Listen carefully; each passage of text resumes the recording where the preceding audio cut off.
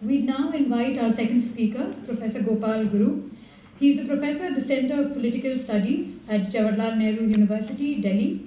His research interests include Indian political thought, social movements, and caste. He has published a number of articles in leading journals and authored several books such as Humiliation and The Cracked Mirror.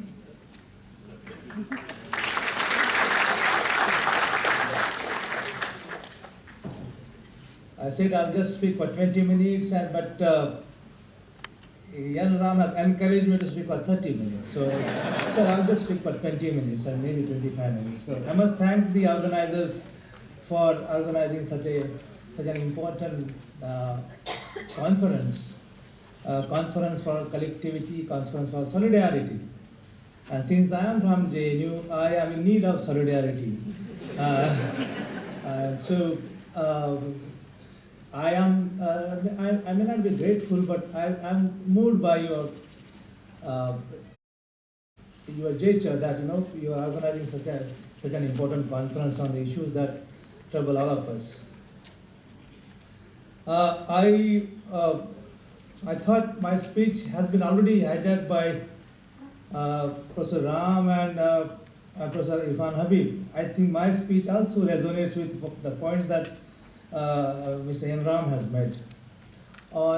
We need to be reasonable when we talk about nationalism. In certain sense, reasonableness and nationalism don't go together, because nationalism is a sphere of emotions, and therefore how do we deal with emotions and reason? But there is a time for us today to really bridge the gap between, there's no tension between reason and emotions. Actually they resonate, they actually are overlapping. And this overlap has to be established by us, and in the conditions that, in the context that there is a rupture achieved by some people between reason and emotion. The point is, should one be reasonable while talking about nationalism? Should one be constitutional while talking about nationalism?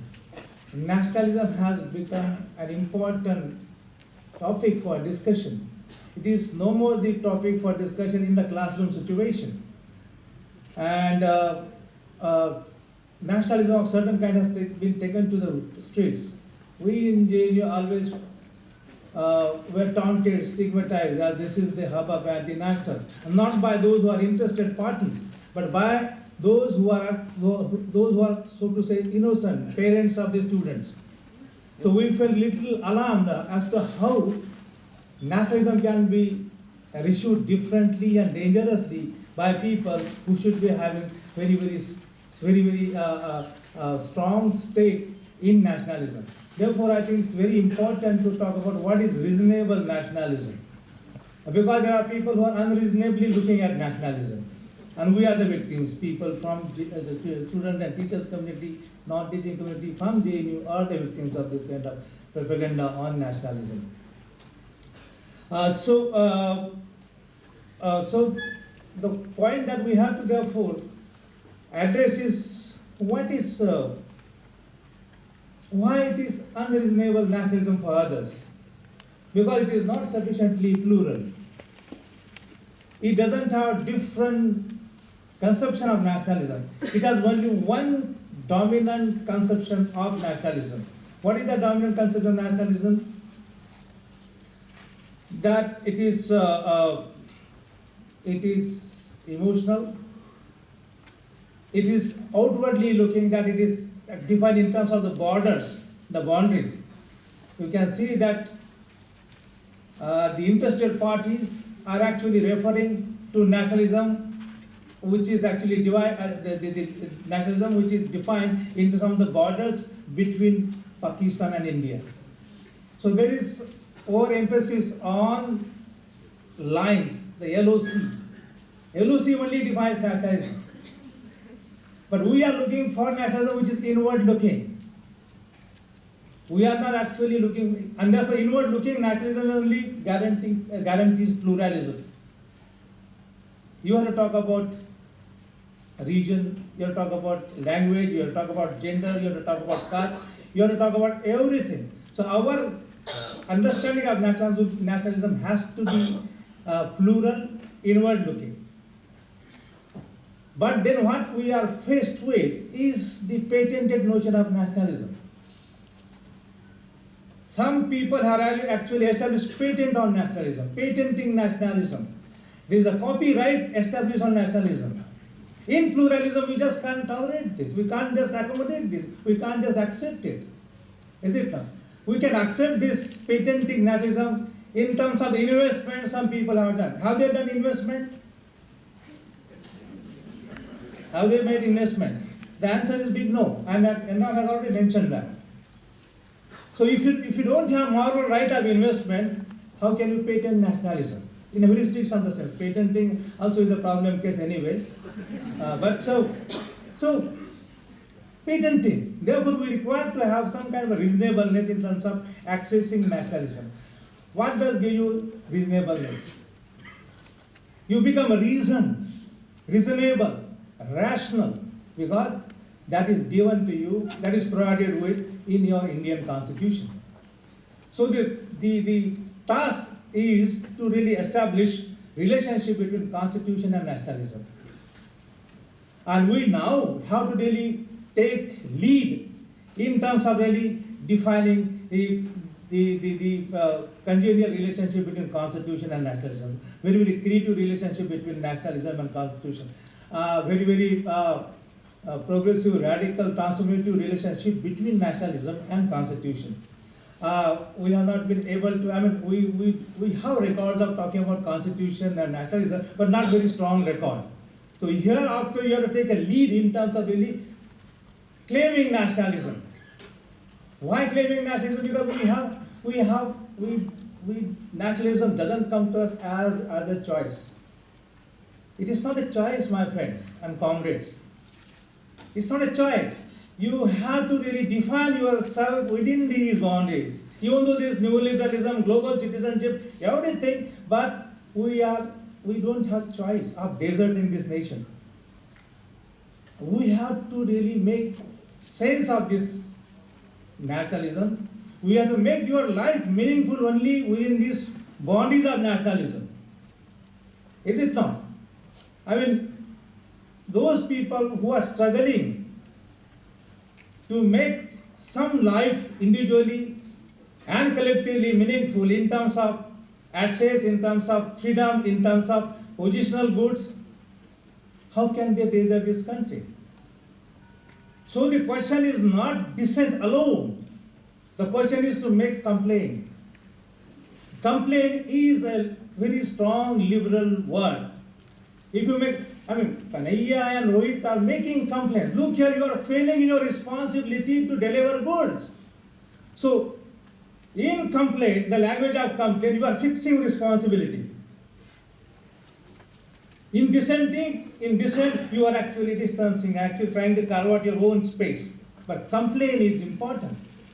And therefore, right to complain is the very, very important right for youth, students, and everybody. Okay, so this is the preliminary remark I thought I should make. And I thought also it is important to also foreground the discussion in terms of scholarship which doesn't have stake in nationalism, post-national scholarship, for example, post-colonial scholarship, for example. Since we are stuck up in fate, we have to transform this fate, and we require nation to overcome this fate.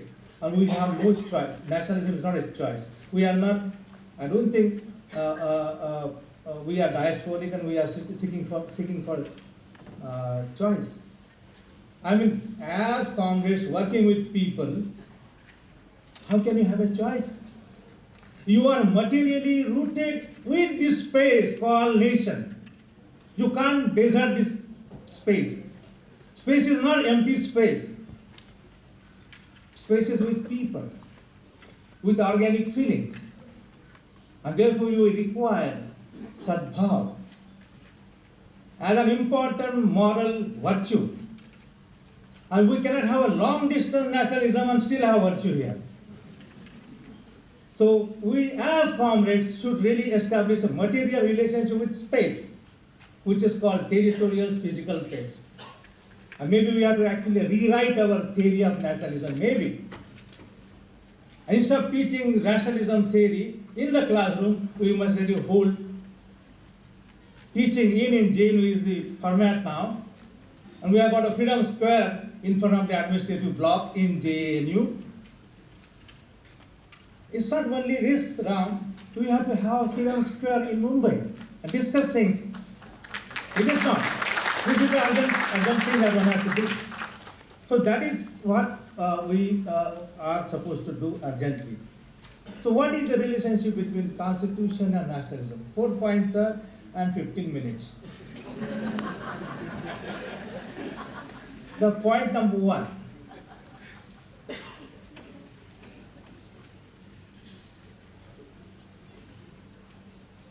We relate ourselves to nation through citizenship and rights of the citizens. A nation, you are Indian and you are Indian citizen. The citizen actually defines your being national. What kind of citizenship? Very, very universal, unified, coherent, constitution-bound citizenship. There is no hierarchical relationship in citizenship. There is no internal differentiation in citizenship. There is no grade in citizenship. Okay? That is how your nation, as the robust nation, is sustained by this kind of unified citizenship. If this is the case, those who are introducing internal differentiation in citizenship, are they constitutional or are they unconstitutional? Because we often hear second-class citizens, third-class citizens, citizens in exile. How can you understand a political leader telling a minority person, I don't require your votes? You are not required in my framework of elections. So, a person from minority is not given any value. His citizenship sense and essence is inferiorized. You have no meaning. You shouldn't exist for me. So, second class, third class. And the Dalits are always in exile. Dalits are in exile. And women as citizens are always existing in kitchen. Most of them are fighting out now. This graded citizenship is always given to us, and that is unconstitutional. What kind of nation are we imagining? Can you imagine a nation on the fragmentary or internally differentiated citizenship? Do you not hear? You are, and how do you really give this status of secondary citizenship? Very, very subtly, very, very indirectly. That somebody is forced to really take an examination. Somebody is forced to take nationalist examination from the minority religion, and so you find that some people from the minorities are always forced to declare that they are nationalists through movies, through short stories. There are movies where you find that you are taking the exam. Otherwise, your citizenship or your nationalist commitment is always on probation. On probation. How can you keep some people on probation? And what right have you got to keep some people on probation? But we are given that understanding of second citizenship.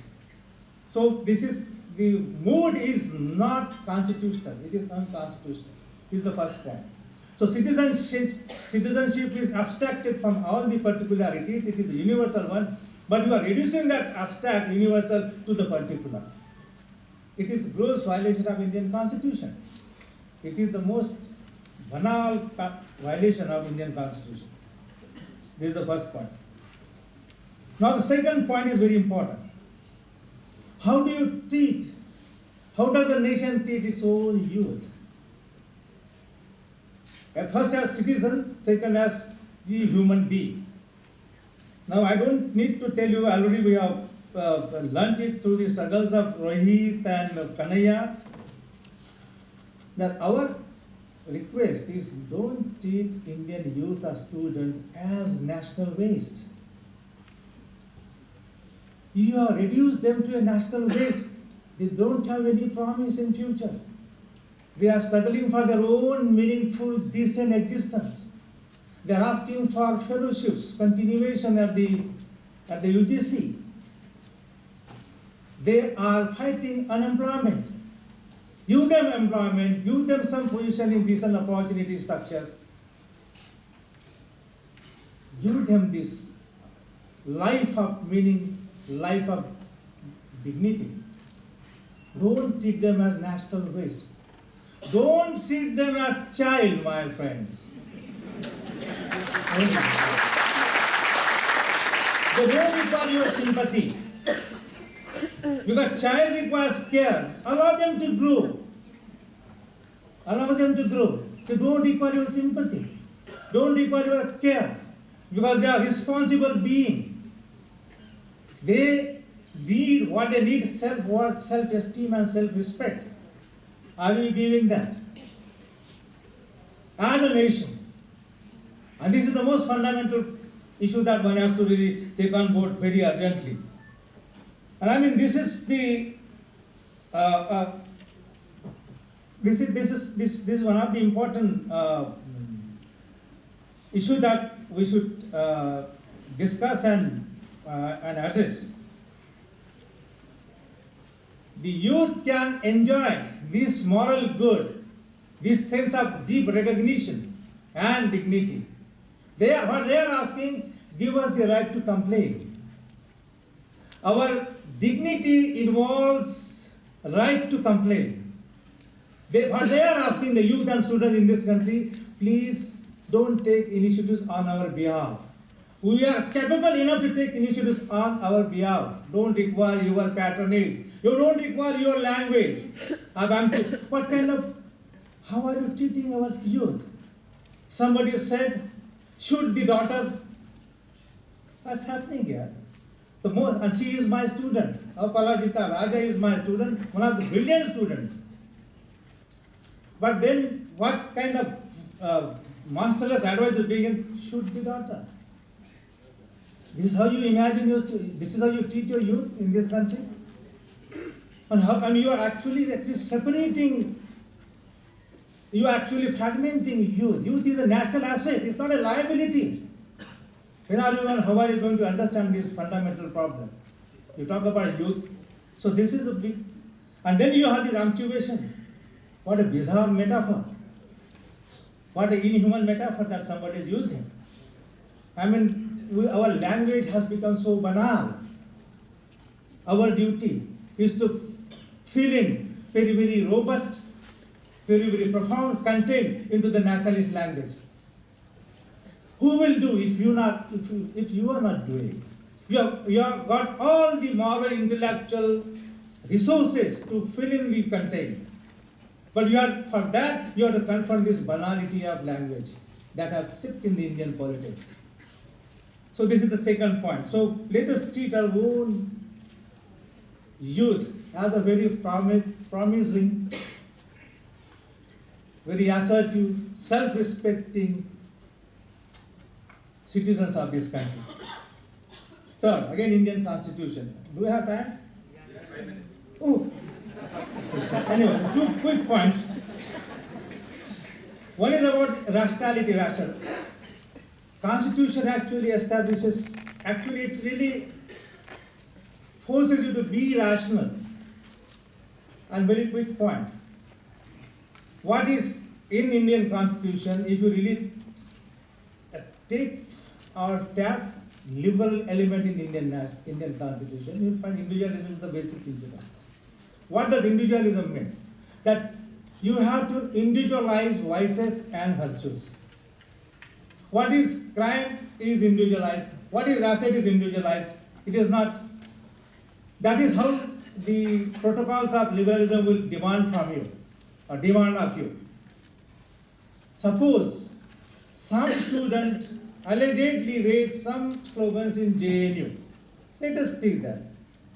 What is your constitutional responsibility, individual responsibility, that you must really isolate the person and initiate proceedings against that person? This is called constitutional rationality, individualism. What are we doing? We, due to our politics in package deal, are condemning, dubbing JNU as anti-national. Are we following constitution? You are not following constitution. Yours is a very arbitrary take on constitution. Isolate that. Just like, when somebody goes, the cricketer goes into the field and scores the century, it becomes a national pride. Similarly, I am not asking people to really celebrate JNU as a national asset. And of course it is international asset. Of course, I must take that blame of being very, very self-righteous. But that is what it is. We have not been able to learn to separate what is individual, what is collective. And this has been proved very succinct, very, very forcefully in terms of in JNU episode. The last point, sir, is about the borders. Excessive focus on border nationalism or territorial nationalism actually overrides the boundaries within. Overrides the boundaries within. It overrides the boundaries, eliminate the boundaries. And we are all trying in Madurai, anti-untouchability league to erase, annihilate those boundaries. The left forces are actually taking lead in Madurai to, frontline stories and Hindu reportings right from the day one. That you are in a way are erasing boundaries. Your constitution is supposed to erase the boundaries, make boundaries overlap, because Article 70 of the Constitution annihilates, declares untouchability as a crime. But you don't really follow Constitution. You raise boundaries. You raise walls, both visible and invisible. Electrified fencing. So this is something which is really very. Why do you do it? Because you are trying to protect your little Brahmanical core there inside. And look at Mumbai, for example. You have this very, very pure vegetarian Brahmanical core. Cities are being mapped out in this fashion. What kind of nation are we talking about? Are you, therefore, this is, you should deal with these boundaries inside the country. And there are new boundaries, the ethnic enclaves, the minority, look at Ahmedabad, look at everywhere of this, you are ghettoizing people and then stigmatizing them. The way you are stigmatizing JNU is the metaphor is running continuously across space and time, as they say. We can't afford this. So we have to take the lead in terms of really redefining nationalism, in terms of its pluralist promise, and take lead in defining all the time through creating many more freedom squares. I thank you very much for the opportunity.